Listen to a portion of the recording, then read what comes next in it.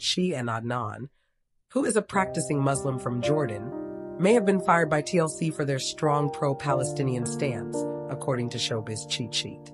While TLC has yet to comment on Tigerlily and Adnan's future with the network, many fans of the franchise have suspected that the couple's recent absence from season 9 had less to do with their political beliefs and more to do with the series of inflammatory remarks Adnan has made on social media, including an anti-Semitic Instagram story in which the 23-year-old seemingly praised Adolf Hitler. A screenshot of the offensive post was shared to Reddit, with many viewers predicting in the comments that the post would lead to Adnan and Tigerlily being let go by TLC. Meanwhile, according to Showbiz Cheat Sheet, some fans deduce that TLC may have possibly wanted to avoid a confrontation between Tigerlily and Adnan and fellow season 9 couple Alexei and Loren Brovarnik regarding the ongoing situation in Israel and Palestine. As viewers may remember, Loren and Alexei met while Loren was on a birthright trip to Israel during a Q&A with fans on Instagram this week. However, Tigerlily implied that she, and presumably Adnan, had decided on their own not to attend the season 9 tell-all. "I showed up with truth," Tigerlily wrote when asked about her absence. "They showed up with Israel occupying force leftovers, washed, rebranded, and repackaged for TV like Murd 3 could ever be made marketable. Let's just say I wasn't about to glam up and smile next to someone who openly dreams of returning to a Gen Zero Sita," she continued. "I don't share a screen with such filth. And once the world saw what side I'm on, well, they made sure you didn't." Following her rather lengthy fan Q&A, Tigerlily thanked followers for submitting their thoughtful, curious questions and for asking them in such a respectful, educational way. "I genuinely had so much fun doing this, and I hope it helped clear up some misunderstandings, or even just got you thinking deeper," she added. The 90-Day Fiancé, Happily Ever After? Season 9 Tell-All. No Limits continues airing Sunday on TLC. They were one of the most controversial couples of the season. An almost 20-year age gap, a whirlwind marriage on the first day, cultural clashes over religion and control, and then a beautiful new baby. Tigerlily and Adnan's journey on 90 Day Fiancé. Happily Ever After? Season 9 was pure drama from start to finish, but when the much-anticipated Tell-All special aired, there was an empty seat and a deafening silence. Host Sean Robinson briefly announced they wouldn't be joining, but offered zero explanation. The fans were left reeling, and the speculation exploded. Were Tigerlily and Adnan fired? Well, the silence is over. Tigerlily Taylor herself has finally spoken out to reveal the real reason why they were cut from the tell-all. And trust me, it's a story about more than just reality TV drama. First, a quick recap. Tigerlily, the 41-year-old American entrepreneur, and Adnan, the 22-year-old Jordanian model, have never been a quiet couple. They're happily ever after. Season picked up with Adnan moving to the US and their new baby arriving. The core of their conflict this season revolved around Adnan's increasingly controlling rules, demanding Tigerlily convert to Islam, expressing outrage over her seeing male doctors, and generally requiring a huge shift in her independent American lifestyle. Fans were divided. Was Adnan genuinely a conservative Muslim man enforcing his beliefs?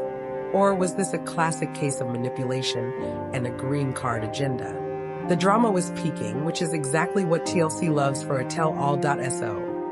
When Sean Robinson simply said, "One couple who will not be featured on the tell-all is Tigerlily and Adnan," the audience knew something was deeply wrong. Typically, only couples who are completely and irrevocably done with the franchise or have been involved in a serious incident are entirely removed. In the absence of an official explanation from TLC, the fan theories immediately went into overdrive, and they all pointed to Adnan's social media activity. Theory number 1, the cryptic split post. Before the tell-all was filmed, Tigerlily posted a highly cryptic Instagram photo, a wedding picture with a line drawn down the middle and a caption hinting that love doesn't conquer all, suggesting a sudden split. This confused fans, but a few days later, she walked it back, claiming the post was made during a difficult moment and they were still together. Did TLC cut them because they thought the split made their tell-all appearance irrelevant? Unlikely. Theory number 2, the controversial remarks. This is the big one. and the one most major outlets are focusing on. Multiple reports and archived Reddit posts suggest that Adnan made deeply offensive, anti-Semitic, and pro-Hitler comments on his Instagram stories relating to the ongoing Israel-Palestine conflict. Now, we are not showing the content of those remarks, but suffice it to say, the comments cross a line that many believe is unforgivable for a major U.S. television network like TLC. The general consensus among fans is that this was a non-negotiable situation for the network. While other cast members have had controversial opinions, remarks of this nature are often a one-way ticket off a show. This theory is backed up by the fact that Sean Robinson's announcement appeared to be a voiceover added in post-production, suggesting they were likely filmed for the tell-all, perhaps via video call, and then completely cut from the final broadcast.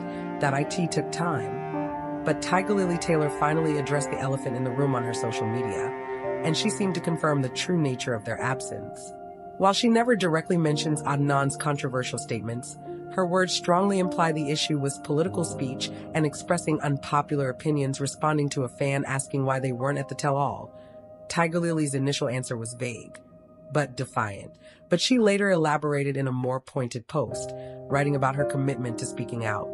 The key phrase here is "came with a price." Tigerlily clearly believes that the price for their vocal, controversial stance on social media, particularly Adnan's extremely sensitive remarks, was being entirely erased from the highly rated tell-all special. In another post, she doubled down on the idea of being targeted for her views. 90-Day Fiancé. Sumit freaks out over his mom and dad's unhygienic cooking at their cafe, forces them to throw away the food. 90-Day Fiancé star Sumit Singh is fuming after catching his mother, Sana, using what viewers called questionable cooking practices at his new cafe. He wasn't able to believe his eyes when he witnessed the way Sana was cooking food and what she was using in the process. Well, he wasn't left with any other option and had to discard all the yummy-looking food. While Sumit clearly wants to set a legacy in the market, it seems impossible after witnessing everything that has been happening in his cafe's kitchen. Disappointment was well evident on his face, and viewers could see how Sumit was shattered. Is this all about? What did he notice? What did Sana do? Keep on reading to learn more about this controversy, because the tea is really hot. 90-Day Fiancé. Sumit sprinkles cow urine in his new cafe. 90-Day Fiancé viewers witnessed the way Sumit decided to inaugurate his cafe in a traditional way. He called priests and revealed that they were spraying some holy water that was actually mixed with cow urine. As soon as Jenny heard this, she ended up doubting her ears. She wondered if Sumit actually said cow urine or not, because this wasn't something she was expecting at all. Sumit then explained how cow urine was actually religious and pure. He told Jenny, "The cow is a holy animal above anyone, even like gods." But it was evident that this explanation didn't convince Jenny. She was quick to note that Americans would never even think of bringing cow's urine near someone who is cooking food. But here comes another incident that made Jenny speechless. 90-Day Fiancé. Sumit's mother used bathroom's tap water for cooking. 90-Day Fiancé star Sumit's mother decided to help her son in cooking and made several dishes for the first day of their cafe. While all the dishes seemed mouth-watering, Sumit was in disbelief when he saw how they were being cooked. Apparently, he saw his father washing potatoes in the washroom with tap water. Sumit's father was also filling water from the same tap that was supposed to be used for cooking. Yes, you imagined it right. Tap water from the washroom being used in food is something that could make anyone squirm in their seat. However, Sumit made it clear that this wasn't something he would tolerate in his kitchen at all. He was quick to ask his mother to throw away all the food. Sumit further asked Sana if she didn't know that she shouldn't use unfiltered water in the dishes. Sana evidently felt that Sumit was disrespecting her. She further accused the latter of not paying attention to small details. Sana pointed out that water is an essential need in a cafe, and there was no proper source of clean water available in the place. Sumit instantly realized that he was also at fault because he didn't arrange a proper clean source of water. When did all of this happen? Well, just a day before the official opening of Sumit's cafe.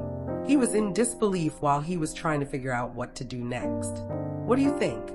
Do let us know in the comments section. Keep coming back to the TV season and spoilers for more updates. What is up, 90 Day fam? You know the drill. Sumit and Jenny have given us years of drama, but usually it's about his parents, Anil and Sadhna, refusing to accept their relationship. We've seen the meltdowns, the tears, the covert rishtas, matchmaking attempts, but nothing prepared us for this. This week, Sumit isn't fighting for Jenny. He's fighting for public health. We are diving deep into the most stressful, cringeworthy cafe visit in 90-day history, where Sumit literally forces his parents to throw away their hard-earned food because it was, and I quote, "Let's set the scene." Anil and Sadhna, trying to distract themselves from their son's shocking marriage to Jenny, decided to open up a sweet shop, a small cafe selling traditional Indian snacks and, yes, sweets. You can tell they put their hearts into this. They're proud. They see it as a fresh start. And Sumit, the dutiful but now married son, comes by with Jenny to give it the official family stamp of approval. Big mistake. The minute Sumit walks through that door, you can see the red flags popping up like a children's birthday party. The initial atmosphere is already tense, right? Anil is trying to be the proud businessman, showing off the samosas and jalebis. But Sumit's eyes aren't on the delicious food. They're on the prep table. He's looking at the raw ingredients stored out in the open. He's looking at the utensils. And then he zeroes in. The first offense? Hands. Sumit notices his father, Anil, is not using gloves. Anil is using his hands to mix and prepare the food that will be sold to customers. Now, in many traditional settings, this is normal. Food is made by hand with love. But Sumit, who lives with Jenny and has been exposed to modern, westernized standards, is seeing dollar signs and germs. And that's when the Sumit meter of disgust officially hits the red. The moment that truly sent him over the edge was the realization that the people handling the raw materials were the same people handling the cash, touching greasy bills, which have been God knows where, and then dipping those same fingers into the food mix? For Sumit, that was the final straw. This isn't just dads cooking at home. This is a commercial business that serves the public. The argument that follows is a nuclear explosion of culture clash, parental pride, and basic hygiene. He snaps and demands they throw it all away. Stay tuned because the parents' reaction, Anil's wounded pride and Sadhna's signature silent fury, is what makes this a must-see 90-day moment. We'll be breaking down why this fight is about way more than just a lack of gloves. This week, Sumit isn't fighting for Jenny. He's fighting for public health. We are diving deep into the most stressful, cringeworthy cafe visit in 90-day history, where Sumit literally forces his parents to throw away their hard-earned food because it was, and I quote, unhygienic. The minute Sumit walks through that door, you can see the red flags popping up like a children's birthday party. Stay tuned because the parents' reaction, Anil's wounded pride and Sadhna's signature silent fury, is what makes this a must-see 90-day moment. We'll be breaking down why this fight is about way more than just a lack of gloves. Welcome back to the drama, 90-Day fam. We've seen Sumit lie to his parents, marry Jenny in secret, and endure countless family meetings. But this week, Sumit wasn't fighting for his marriage. He was fighting for public health. Sumit and Jenny dropped by to support the new business. What they found, however, wasn't sweet success. It was a complete and utter hygiene horror show. The tension boils over when Sumit notices the absolute cardinal sin of food service. Anil is taking cash, dirty, germ-covered rupee notes, from a customer. He handles the money. He puts it in the drawer. And then, without washing or sanitizing, he immediately returns to handling the food. 90-Day Fiancé the other way. Dylan explains why he won't propose. Greta drops bombshell. Jenny and Sumit's cafe opens.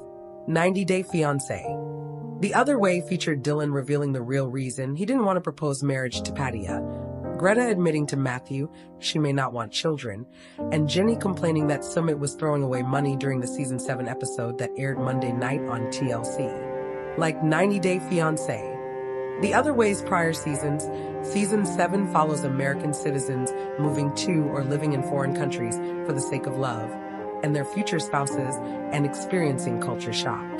90 Day Fiancé. The Other Way's 7th season will feature 6 couples, including Jenny Slatten and Sumit Singh, who have previously starred on multiple seasons of 90 Day Fiancé. The Other Way and Luke Berry and Madeleine Perez, who appeared on Season 4 of 90 Day Fiancé, Love in Paradise.